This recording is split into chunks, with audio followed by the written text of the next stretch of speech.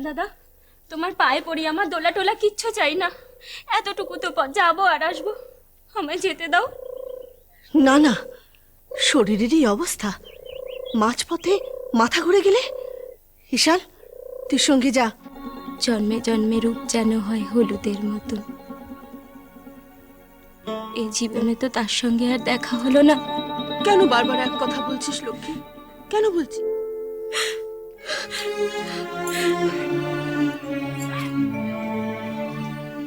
লক্ষ্মী, এই লক্ষ্মী, দেখো এই প্রদীপটা ফেলে গেল। এই পাগলি শোন, লক্ষ্মী।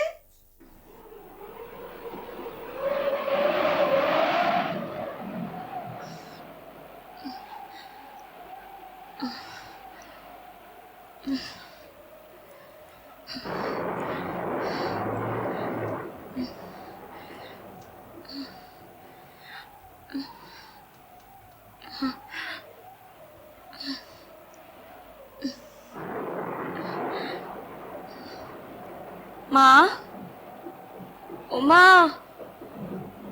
বৌমা, ঝড় বৃষ্টি মাথায় করে এলে মা? হ্যাঁ, আর একটু আগে বেরোতে পারোনি? কত দুশ্চিন্তা হয় বলো দেখি। না বাপু, আমার ছেলের মতো দেখি তুমি বড্ড জ্বালাও। কাল বৈশাখী ঝড়টা হঠাৎই উঠল। কখন যে ঈশান কোণে মেঘ জমে উঠেছিল বুঝতেও পারিনি মা। পথে নামতেই ঝড় উঠল, এত অন্ধকার করে এলো যে মহাকালের মন্দিরে ফিরে যেতে মন চাইল না মা। ভালো হয়েছে মা, ভালো হয়েছে। আমি বিধবা মানুষ, সাঁঝের সময় তুলসী তলায় পিদিম দেখাতে পারিনি। তোমার তো কাপড় ভালো আছে মা, তুলসী তলায় পিদিমটা দেখিয়ে দাও না। এই ঝড়ে কি করে প্রদীপ দেখাবো মা? তাও তো বটে,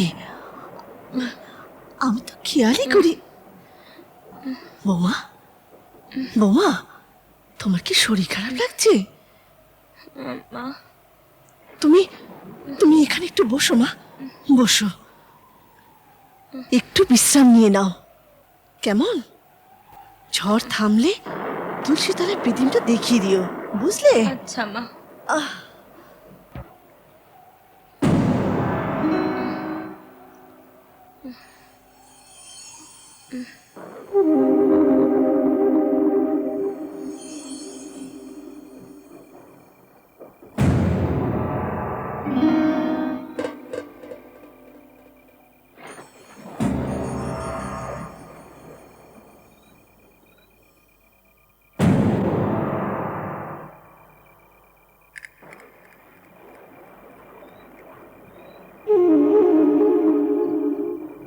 ঝড়টা থেমে গেছে, সন্ধেও নেমে এলো। যাই, প্রদীপটা দেখিয়ে দি। বাহ, মাগো,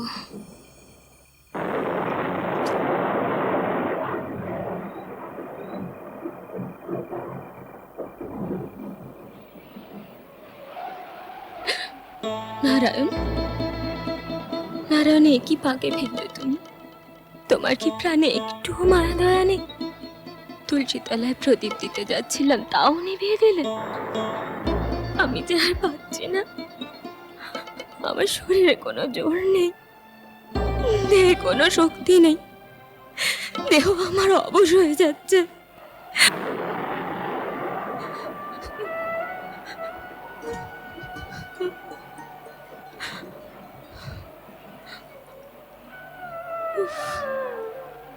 কি অন্ধকার আজ, খাটটা কেমন ঝমঝম করছে। কোন দূর দেশে চলে গেলে তুমি? কবে ফিরবে? কবে? কি পরীক্ষা নিচ্ছ তুমি আমার প্রভু? কোন পরীক্ষা নিচ্ছ? তোমার সঙ্গে কি জীবনে আর কখনো দেখা হবে না? তুমি কি সত্যি সত্যি আমায় ছেড়ে চলে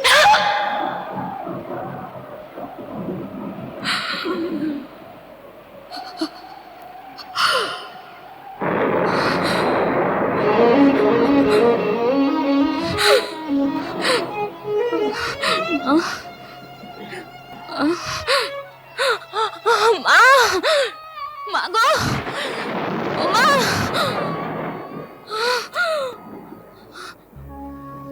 বৌমা, বৌমা, বৌমা,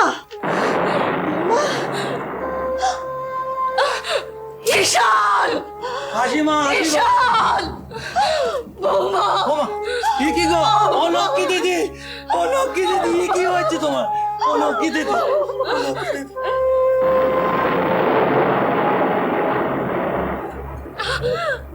ঈশান,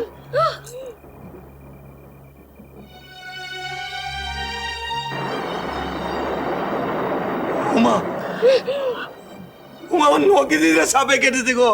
সর্বনাশ হলো আমার। ঈশান, এ আমার কি হলো? এ আমার কি হলো? বৌমা, বৌমা, বৌমা, ঈশান, আমার কি সর্বনাশ হলো? বৌমা, বৌমা, বৌমা, নিমাই দাদা, ও নিমাই দাদা, আমার লক্ষ্মী দিদিরা সাপে কেটেছে গো। ও নিমাই দাদা, তুমি শুনতে পাচ্ছ? আমার লক্ষ্মী দিদিরা আমি রাখতে পারলাম নি গো। তারে সাপে কেটেছে গো, তারে সাপে কেটেছে।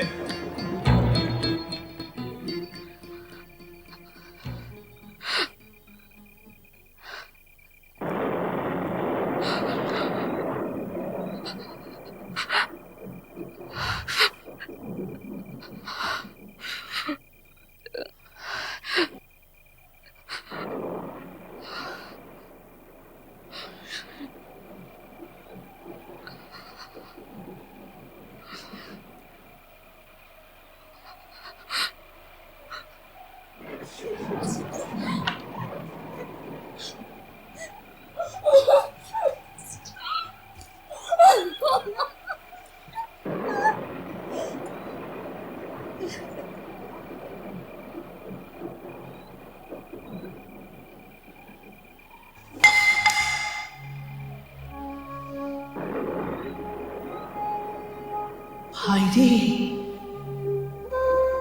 আমার নিমাইয়ের বাঁশি ভেঙে গেল।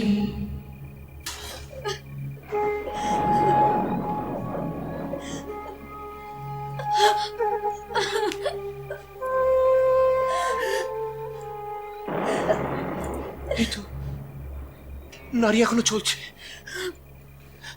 চন্দ্রশেখর যদি এখনো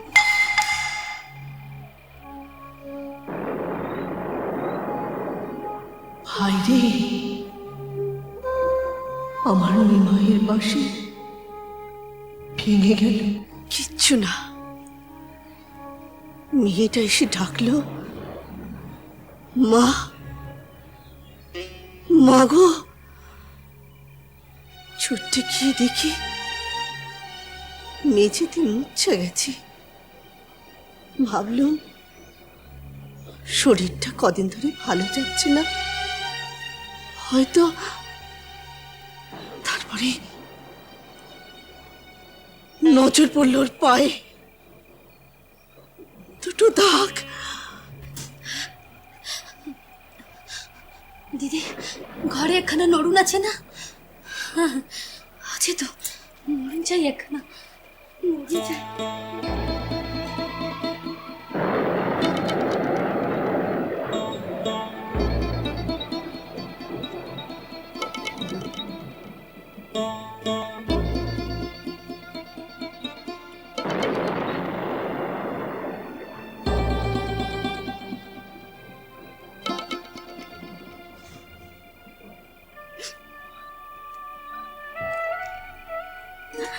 মা গো, মা, কি ফুটলো?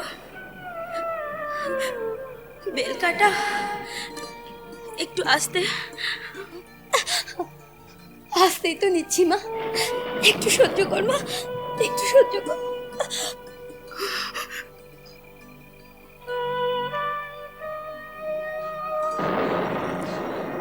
কি করছো বৌদিদি, কি করছো? একটু চিরে দি মুখটা, বদ রক্ত যতটা বেরিয়ে যায়,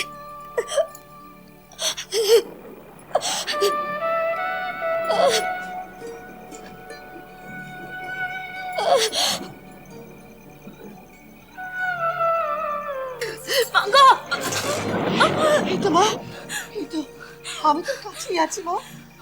যোগেশ্বর, বল্লভ ঠাকুরকে খবর দি এখনই। এখনই যাব বল্লভ ঠাকুরের বাড়ি, কিন্তু লক্ষ্মী যে ক্রমশই নিস্তেজ হয়ে আসছে। এর মধ্যে ঈশান আর চন্দ্রশেখর দুজনেই চলে গেল বৈদ্যের বাড়ি, কেউ এখনো ফিরছে না। এর মধ্যে তোমাদের একা রেখে কি করে যাই দিদি? কিন্তু কিন্তু এরপরে বড় বেশি দেরি হয়ে যাবে গো। তখন কোন মুখে ওদের সামনে গিয়ে দাঁড়াবো যোগেশ্বর?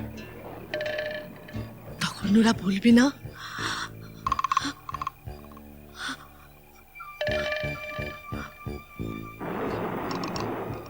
আটটা মেয়ে খেলেন, স্বামী খেলেন, তবু আপনার নোলা মরল না?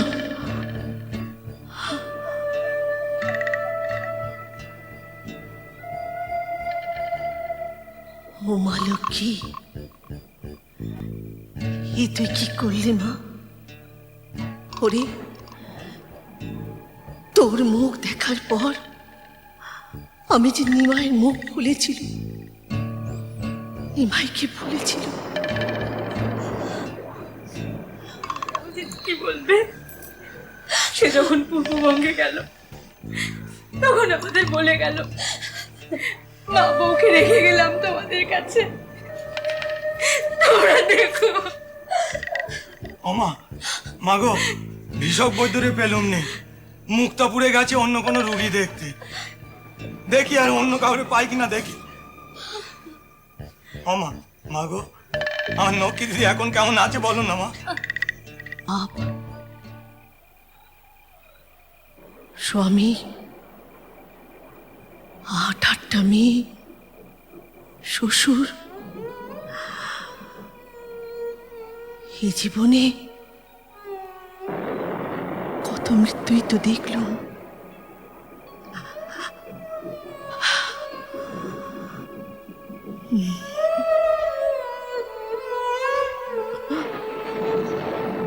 ঠাকুর আমায়, আমাকেই বা আর আর আর কত দুর্ভোগ দেবেন? কার পাপে, কার কার পাপে, কার পাপে ঠাকুর? ঠাকুর নেই, ঠাকুর নেই, কেউ নেই, কিচ্ছু নেই, ছেলে নেই, সংসার নেই, কিচ্ছু না, কিচ্ছু না। দিদি, দিদি, দিদি, এই যে, এই যে, কি বিপদ হলো! নিমাই পণ্ডিত দেশান্তরে আর তখনই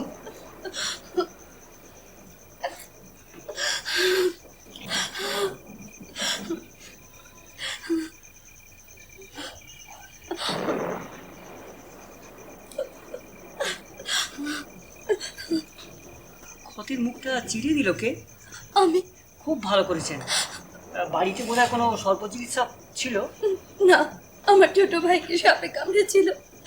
চিকিৎসক বলেছিলেন মুখটা যদি একটু চিরে দিত, বদ রক্ত বেরিয়ে ভাইটা বেঁচে যেত। এবারে আর সে সম্ভাবনা বেশি নেই।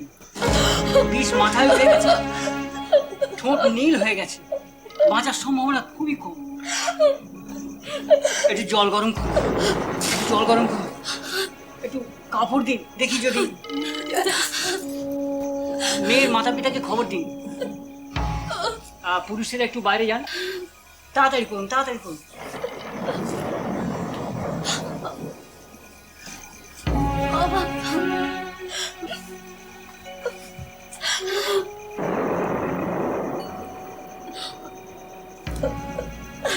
আমি ওর কাছে একটু বসবো,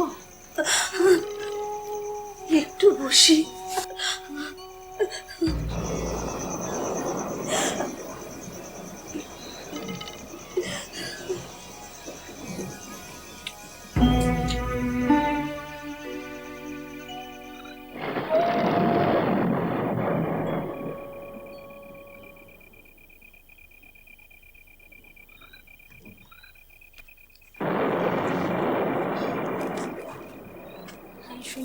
হ্যাঁ আমার শরীরটা কেমন করছে, কানের পাশটা গরম লাগছে, বুকটা চাপ লাগছে।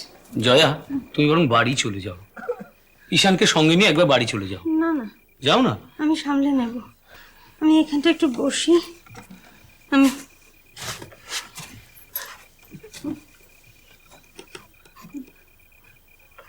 দাদা, তুমি আধারে আবার কি করো? দাদা, সাপটা আবার না রে, না, ওই ওই ওই শুনেছি একবার সব ছবল দিলে তার বিষটা কমে যায়। দেখি বোধহয় এখানে কোথাও কোথাও। যজ্ঞেশ্বর, উঠে এসো। যজ্ঞেশ্বর, আমি বলছি তুমি উঠে এসো, বসো এখানে। কই এসো।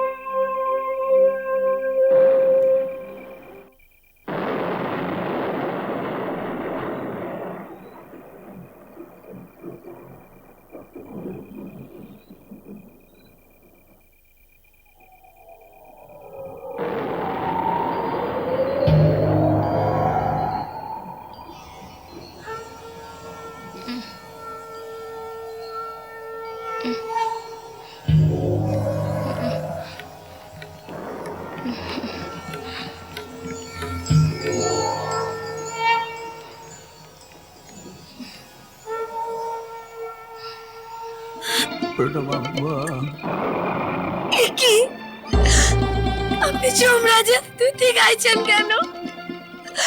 শেষ সময় এসে গেল নাকি? প্রভু